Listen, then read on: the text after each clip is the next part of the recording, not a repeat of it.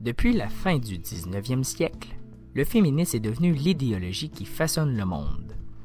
Aujourd'hui, nous pouvons apercevoir plusieurs vagues féministes tentant d'abolir l'inégalité qui persiste entre les femmes et les hommes.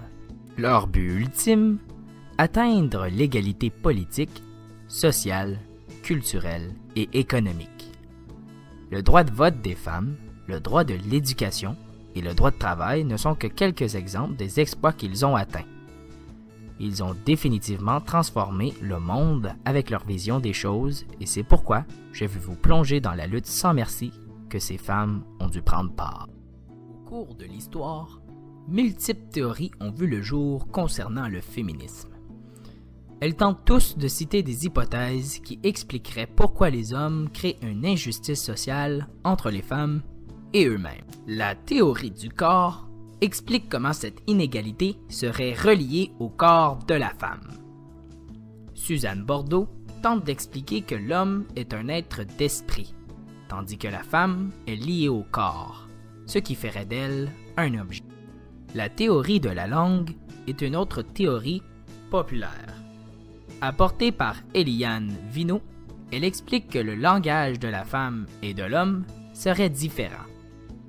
Elle tente aussi d'expliquer qu'on peut retrouver une majorité masculine dans la langue française.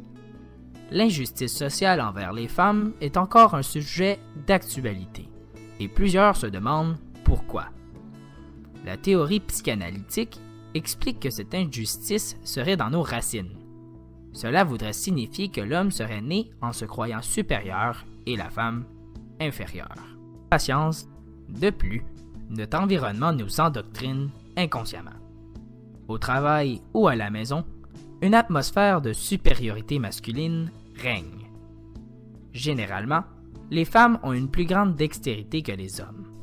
Alors, ils vont s'adonner à des tâches qui demandent de la patience et de la finesse, tandis que l'homme va s'occuper des tâches qui demandent de la force. Cette idéologie est présente depuis la création de l'homme. La femme devait s'occuper des enfants et cueillir les baies, tandis que l'homme allait chasser. Ce n'est pas tout le monde qui est d'accord avec le féminisme, et cela peut paraître extrême pour certains. Parfois, des arrestations sont commises pour avoir été trop loin, et malheureusement, cela peut devenir sanglant. La tuerie de l'École polytechnique de Montréal en est un exemple. Cet homme qui ressentait de la haine envers les femmes pour ne pas s'avoir fait accepter à l'université a tiré 28 femmes et tué 14 autres. Il blâmait les femmes pour son refus et voulait à tout prix tuer les femmes qui lui avaient causé du tort. Mais les féministes n'ont pas dit leur dernier mot. Ils organisent fréquemment des manifestations à travers le monde. Comme en 2003, le mouvement Ni pute, ni soumise, qui soulevait les sujets comme le mariage forcé ou le viol. De plus, il y a aussi la manifestation nommée Femen, consistant à passer seins nus dans les rues de Paris pour la promotion de la démocratie et de la liberté de penser.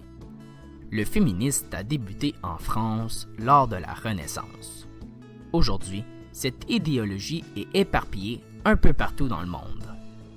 Malgré leur vision des choses, ces femmes se font critiquer à tous les jours. De plus, certains stéréotypes ont vu le jour. Plusieurs croient que les femmes prennent part à ce mouvement tentant d'anéantir les hommes au complet, ce qui est totalement faux. Nombreuses femmes prennent part au combat seulement pour avoir l'égalité salariale ou sociale. Jamais personne n'a parlé d'anéantir les hommes. Un autre stéréotype connu est celui qui oblige le féministe seulement aux femmes. Il y a plusieurs hommes qui supportent ou prennent part à ce mouvement. Il ne faut pas oublier, le féminisme n'est pas fait pour les yeux, mais pour contrer une injustice. Si nous regardons l'autre côté de la médaille, nous pouvons apercevoir que les hommes accusent les femmes pour leur décrochage scolaire, le suicide concernant les hommes et la perte de masculinité.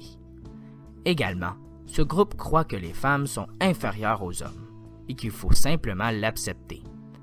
Encore une fois, il n'y a pas seulement des hommes qui croient à cette idéologie. Cette guerre est souvent perçue comme étant les hommes contre les femmes. Mais aujourd'hui, cette guerre contient plusieurs supportants et plusieurs ennemis. Avec les médias, ce mouvement est devenu une guerre internationale. On peut retrouver multiples sites Internet tentant de promouvoir le féministe, comme en outre le site Sifisf, qui partage multiples articles concernant l'avancement du féminisme. Un autre site Internet renommé est le Média, les féministes. Ce site vous permet d'envoyer des courriels anonymes à une bande de féministes qui vont prendre le plaisir de vous répondre. Ces femmes n'ont pas seulement créé des sites Internet, mais elles affichent aussi haut et fort dans tous les réseaux sociaux le mouvement qu'elles tentent de promouvoir. Les médias ont définitivement une influence sur cet enjeu. Elle permet de réunir une communauté qui possède tous le même intérêt, l'égalité. Les féministes ont carrément fait avancer le monde avec leur vision des choses, qu'on le veuille ou pas. De les droits de la personne à l'économie, elles ont bouleversé l'environnement qui les entoure. Tout d'abord, elles ont créé l'économie féministe, qui consiste à abolir l'économie dominante et laisser place aux postes unisexes.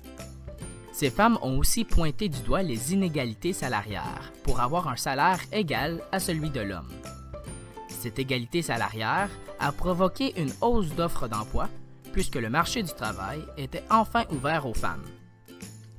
Elle permet une liberté financière à ceux-ci et augmente l'offre et la demande. Cette ouverture est à la base de l'économie féministe puisqu'elle permet une économie prospère. Ces femmes sont aussi ceux qui ont fait avancer le droit de la femme en permettant ceux-ci de voter. C'est en 1960 que le droit de vote pour les femmes voit le jour. Toutes féministes affirment que cette victoire est un grand pas pour le féministe et que ce droit ne fera que bénéficier l'État. Le mouvement féministe est définitivement rentré dans l'histoire suite à cette victoire. Cette idéologie est maintenant connue dans toutes les contrées du monde et ne cesse d'être promue de multiples façons. Le MLF est une des premières associations féministes connues en France pour leurs manifestations et leur journal renommé Le Torchon Brûle. Ce journal, qui est rédigé par plusieurs groupes féministes, tente d'aborder des sujets qui sont tabous, comme en outre l'homosexualité, l'avortement et le viol. Les éditeurs sortent par la suite plusieurs autres exemplaires, ce qui va devenir un journal célèbre pour leurs articles provoquants. Elles organisent ainsi des manifestations dans les rues de Paris pour démontrer leur point contre la violence envers les femmes. Ces femmes ont utilisé les journaux et les moyens de communication pour atteindre le peuple, qui est l'allié numéro 1 dans cette guerre sans merci. L'association Femen est un autre groupe féministe qui a débuté en Ukraine. Elle consiste à se promener seins nus dans certaines places publiques pour choquer la population et faire passer leur message. Elles sont considérées comme la troisième vague féministe. Par contre, elles sont souvent critiquées pour leurs tactiques vulgaires et leurs moyens de financement. Ces femmes utilisent l'approche des manifestations choquantes pour faire passer leur message. Elles ont définitivement créé un nouveau genre qui se nomme le sextrémisme. Ces deux exemples ne sont qu'à la pointe du iceberg. Les trois vagues du féminisme est le nom que nous avons donné aux vagues qui est survenue au cours de l'histoire.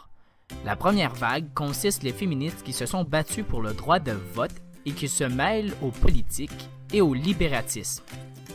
La deuxième vague est celle qui représente les femmes lors de la lutte contre la pilule contraceptive.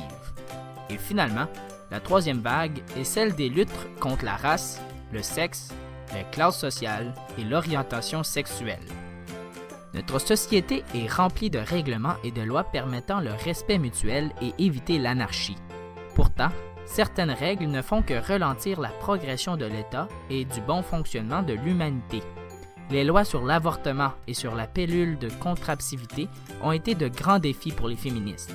Les forces policières ont souvent arrêté des manifestations féministes, ce qui crée un mur infranchissable entre ce groupe et les politiques du Canada. Pourtant, certaines lois sont prospères pour un changement social. La liberté de pensée, religion, expression sont des règlements qui sont nécessaires pour le bon fonctionnement du peuple. C'est grâce à ces droits que plusieurs femmes ont eu le droit à l'avortement, un sujet tenu à cœur par les féministes.